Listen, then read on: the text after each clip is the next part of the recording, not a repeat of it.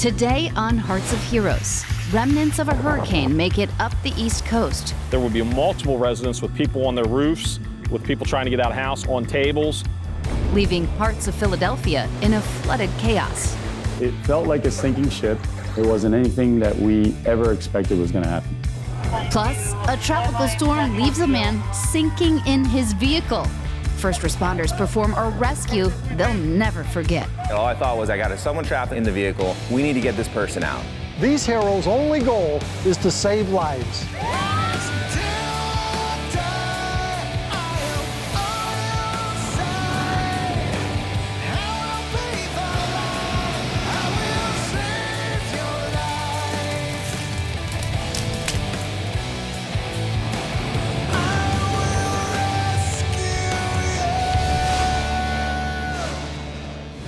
When the remnants of Hurricane Ida squeezed up against this cold front that was moving through the Northeast, it almost acted like a saturated towel being wrung out. Amazing amounts of moisture inundating big cities like Philadelphia. But when that happened, first responders and neighbors stepped up, proving why it truly is the city of brotherly love. There are few cities as steeped in American history as Philadelphia, Pennsylvania. Founded in 1682, it is one of the oldest municipalities in the United States. Here is where the Founding Fathers signed both the Declaration of Independence and the Constitution. You have so many museums, the arts and the culture that people don't realize that. You have the Franklin Institute, you have the Art Museum, you have a historical district with the Liberty Bell and the Constitution Center. Alyssa and Mike O'Rourke are from New Jersey, and they fell in love with the city of Philadelphia, so they decided to have a destination wedding in 2021. And they only had one place in mind for the ceremony. We actually only looked at one venue, which was the Fittler Club, and we looked at that venue in January. So we just kind of pulled the trigger, and we're like, okay, I guess we're planning a wedding in 9 months. Alyssa and Mike, we really connected right away. They seem to really match the vibe. They're the perfect couple when it comes to matching who we are and our aesthetic. The Fittler Club is a 130,000 square foot facility that includes restaurants, a bowling alley, swimming pool, a gym, an arcade, and a number of cultural and art events. But all of this was threatened when remnants of Hurricane Ida met a cold front in September of 2021. As a storm is coming, you only have probably at tops 48 hours to prepare because it could turn anywhere you wanted to go. The system dropped 4 to 7 inches of rain in just a couple of hours. It really was about how fast that rain fell. Rivers and creeks swelled rapidly. The Fittler Club happens to sit on the banks of the Schuylkill River. As the waters kept rising, sewage and drainage pipes backed up. We thought we were well prepared. I had 60 sandbags and vigilant watch from me, security guard, and an overnight manager. And then it started to become bigger than what we thought it was going to be. That night, it was storming down here. What affected us the most was the next morning when the river started cresting. I think it crested to like 28 feet. Through the early morning hours, Jeff was at the club sending text updates to his staff, updating them on the damage. Okay, this is the 6 a.m. update. Field house, about 6-8 inches of water submerged and growing. The pool is completely submerged. The 6 a.m. update, clear as day, said 3 to 4 inches. And then my 8 o'clock update said I'm waist high and it's about to crest at 11 o'clock. So that's how fast it happened. It felt like a sinking ship. It wasn't anything that we ever expected was going to happen. 30 miles away in Downingtown, a suburb of Philadelphia, Police Chief Howard Holland tried to protect his community from Ida's wrath. The rain started, we started to lose roads, we started to put out barricades as we typically do. Then the water rescue started coming in because people would drive around the barricades. And the thing is, people don't understand how dangerous it is because of swift currents. Then Chief Holland got a call saying the police station was about to flood. The fire chief called me on the phone and advised me that we were losing this complex. I said, well, how much time do we have? And he responded, we have minutes. So he raced back to the station. My officers were here. We grabbed whatever we could in the cars and we left. And as we're leaving, I was actually in my vehicle. I'm actually pushing the water, and I gave those officers, if my vehicle stalls, just keep pushing me. Don't let me drift away. The members of the Downingtown Police Department evacuated the station to higher ground. They set up headquarters at a local church. But once I got there, I realized the gravity of the situation. I immediately activated the National Guard. I called in support from Lancaster County, Delaware County. We activated fast water rescue teams from Maryland, Delaware, New Jersey. These first responders know that every second counts in an emergency. So they are trained to work in unison to make sure everyone has all the information they need to pull off a rescue. With the storm's unrelenting rain, first responders did what they do best. They rescued people. Everybody did a tremendous job. The firefighters were literally being dispatched to locations, and when they get to that location, there would be multiple residents with people on their roofs, with people trying to get out of the house, on tables. There was seemingly nowhere to escape. This whole town was flooded out everywhere. The Public Works building was under 9.5 feet of water. We had 4 feet of water through the police station. Many residents displaced. Coming up, people that survived now have to face the aftermath. As the water receded, people started to go back to their homes and witness the devastation. And later, firefighters in Florida attempt the rescue of a lifetime. The car started to sink further down the canal, but you know that there's somebody in there, that somebody is trying to get out. But first, this safety tip. Storms can go from bad to worse in a matter of seconds. That's why it's so important to listen to weather and evacuation warnings from your local authorities during these events. These warnings are issued to keep everyone safe in the event of a disaster. Remember, following the advice issued by first responders and authorities might just save your life.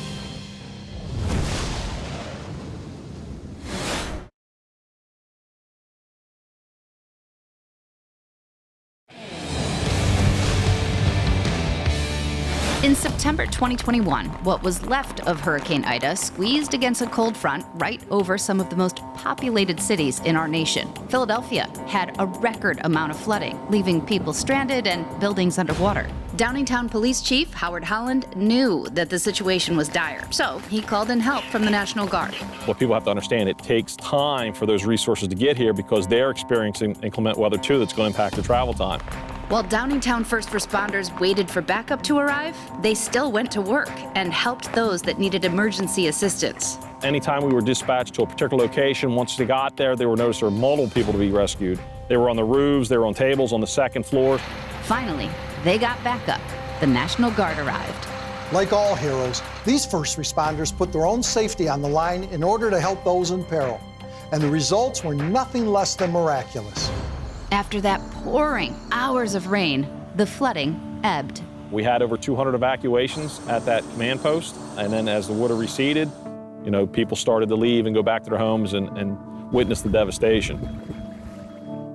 In Philadelphia, the staff of the Fittler Club saw the devastation firsthand. Facility Director Dave Sawa arrived soon after the storm passed, and he saw employees in waist-high water trying to salvage anything they could. We saved all the artwork. A lot of things you can't save. It's replaceable. So, you just got to make everybody safe. And then once the river went away, that's when you went in and seen the mess. And the destruction was surreal. Basically, the odor was the first thing that caught me. The second thing that caught me was the silt. So it was just covered in mud, like the bottom of a riverbed. They knew this was a much larger task than they could handle alone, so they called in our sponsor, Belfour Property Restoration. Project manager Victor D. Philippus was one of the first to show up. Once the river receded, you're left with just a thick layer of mud. It's just a matter of getting enough manpower in there to move the mud. Any porous material needed to be removed, such as drywall, carpet. The pool was full of mud, so we had to empty that out, scrub the pool down. While Belfour worked on the lower level, Fittler was luckily able to open up the top floors. But the restoration would take months, and the weddings that were booked in the lower banquet hall had to be postponed. A contract for a wedding isn't just a financial obligation. To me, it's a commitment. It's a promise that I feel we were going to do anything that we needed to do to fulfill that promise, to host and execute their wedding. Catering director Stephanie Carr had to make a difficult call to Mike and Alyssa. We got a call from Stephanie at Fittler Club saying that, I'm so sorry, the whole event space is destroyed. And yeah, we kind of sat in silence for a little bit. Since this was a destination wedding, their guests had already booked their flights and hotel rooms. Postponing really wasn't an option. So Stephanie called a nearby venue. Right away, they were willing to help, willing to host the venue, willing to work with us and allow us to cater. They really stepped up and became an amazing partner of ours. I think the coolest part was that we still did get to have our Philadelphia wedding. I think that was the biggest question mark, just given everything going on in Philly with the floods. So many places were affected. Over in the borough of Downingtown, people were also coming together to help one another. When the community came out to help, you saw a couple things. One, food, necessities, and then you saw people who may be elderly, maybe couldn't move furniture, couldn't do stuff. Then you saw people coming in and offering to help and move all the heavy stuff for them and get them out. Though many homes and even the police station were lost that day, Chief Holland knows that Downingtown will always remain strong. You know, the rescuers, yeah, we did our jobs, but I think the community in this one, they're the real heroes because they're the ones who put everything aside, focused on a goal, and got it done. I think that when crisis brings people together, you have a different sense of gratitude. I think the crisis really just brought people closer. Coming up, a man is trapped in his sinking vehicle. Will first responders get to him in time? Someone's in the vehicle? Yes, they banging on the window. When we got there, we saw the car basically nose down in the water.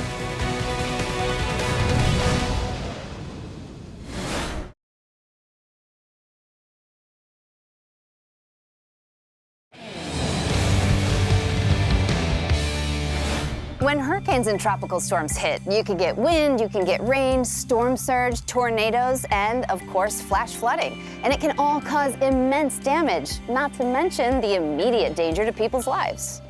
For first responders, swift water rescues can be extremely dramatic. In these heart-stopping events, heroes have to put their own safety on the line to pull people from the deadly currents. The city of Lauderhill, Florida is a bedroom community of 66,000, just outside of Fort Lauderdale. It sits on what used to be thousands of acres of dairy farm. Today, cows and grazing pastures have been replaced with golf courses, lakes, and neighborhoods. Lauderhill is very diverse. We have a community that's younger towards the east side, and the west side is older community. Lots of different ethnicities, cultures, and things like that. It's very diverse. Because Lauderhill is right on the Florida coast, it's definitely susceptible to hurricanes. That seasonal threat of tropical cyclones keeps Florida's first responders on their toes. During hurricane season, the call volume tends to pick up twofold here in the city because you're not only covering your zone, but when other trucks go out of zone, you've now got to back up their zone, and sometimes even departments are asking for our help as well. One of our models is prepare for the worst, providing the best. We're always ready for that, to kick it into full gear. But in November 2020, as Hurricane Ada barreled toward Lauderhill, few in the department could have predicted the type of rescue that they were about to perform. Leading up to that day, there was a lot of rain in Florida. It was really just, it was saturated. South Florida was saturated. I've never had this experience before where my backyard at my house was flooded. By the time Ada made landfall on November 9th, it had been downgraded from a hurricane to a tropical storm. But it still dropped more than a foot of rain on the state. When I came in, I told my crews, I go, this day is going to be a bad day. And we were all agreeing, but we were all prepared for it. We were seeing it throughout the day, how the water levels were rising. We barely could even get through the roads, and the rain wasn't going to stop. As the firefighters responded to stranded vehicles on flooded roads, they got one very alarming call. As we're coming back to the city of Lauderhill, we hear a call come in for a swift water rescue, and I was like, well, we don't hear that often. At first you're like, okay, swift water rescue, where is that going to be? What they didn't know yet was that a 55-year-old man had accidentally driven over the side of his apartment parking lot and into a flooded canal. Somebody drove into the lake right here by our condos. The car is floating right here in the lake. Firefighters Lombardi and Moniz rushed to the scene. While en route, the updates kept coming in that there's someone trapped, maybe 2 victims. Someone's in the vehicle? Yes, they banging on the window. There was no time to lose, but because of the storm, it was not going to be easy to get there. Because the roads are flooded, so we can't get there as fast as we'd like to get there. So everything kind of just slows down. To save time, the two men quickly began devising a rescue strategy. So me and Marty came up with a plan while en route to the call. I said, Mike, I'm going in the water. When we got there, we saw the car basically nose down in the water, slowly moving along the canal. There's all these bystanders, and everyone's going, he's in the car, he's in the car, he's in the car. You're not really processing what's going on, but you know that there's somebody in there, that somebody is just trying to get out. Coming up, firefighters have to make a split-second decision. You could already tell that the car was filled with water. And I was just like, what are we doing? What are we going to do? But first, another safety tip. Though technology can often seem confusing and overwhelming, there are aspects to it that can help save lives. Some might not know this, but cell phones with voice recognition can actually call 911 for you in case you're in need of critical help. Simply command your phone to dial 911 and get the help you need. Use technology to your advantage, because your life is the most precious possession you could ever own.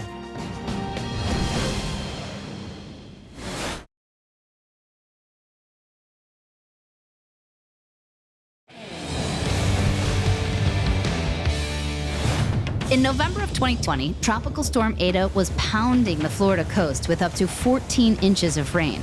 Within the city of Lauderhill, it was flooded, and one guy drove his car accidentally into a rushing canal. Firefighters Joel Moniz and Michael Lombardi were on the scene in minutes. As we get in, the canal, the car started to sink further and further down the canal embankment. When I saw that, we knew we had to secure the vehicle somehow, some way. That's when this came up with our plan, that we needed a rope.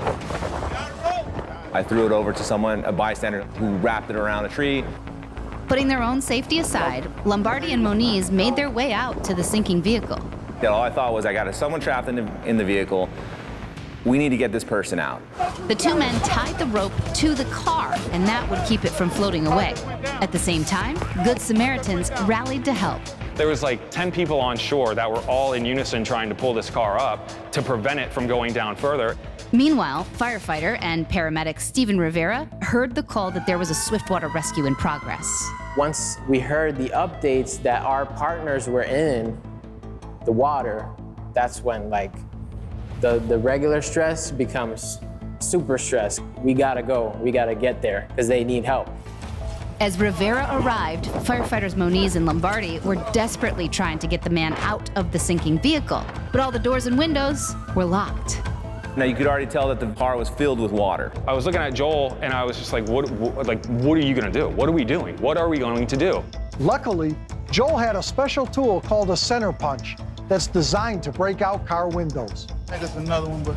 So I then grabbed the center punch, and we popped the window, clearing out all the glass. I came back up for air. Lombardi went down and felt around. I felt something squishy, and I was like, I don't know what this is. And I looked at Joel, and I said, I think I got this guy. And he's like, well, let's pull him up. We pulled him up to the surface. We pulled him to the shore where I had my paramedic crew. Mike and I handed him off to them. Paramedic Stephen Rivera began life-saving resuscitation, but the man had been underwater for several minutes, and he was not breathing. So we got him on the backboard, started doing compressions. He showed signs of life, just a little gasp here and there. The bystanders, they were cheering us on. They were looking at him, and he was gasping. The man was gasping, but still unable to breathe without assistance. We're trying to get all the water out of his stomach, and then he started to breathe on his own, so he came back. They rushed him to the hospital in critical condition. Incredibly, he made a full recovery, and it was all thanks to the heroic efforts of the members of the Lauderhill Fire Department. To come back and recover after that, after being dead for 5-10 minutes, that doesn't happen. You could ask any doctor what the statistics are. That doesn't happen. It was a humbling experience just to be a part of that rescue team that day. It was definitely, it definitely puts things into perspective. To know that that man's walking the earth still is because of us who were in here. So it's awesome. You could give somebody a gift, but if you save their life, there's no words for that. If you could give me a Ferrari or a house or $1 million, I would prefer to save this guy. because that feels better.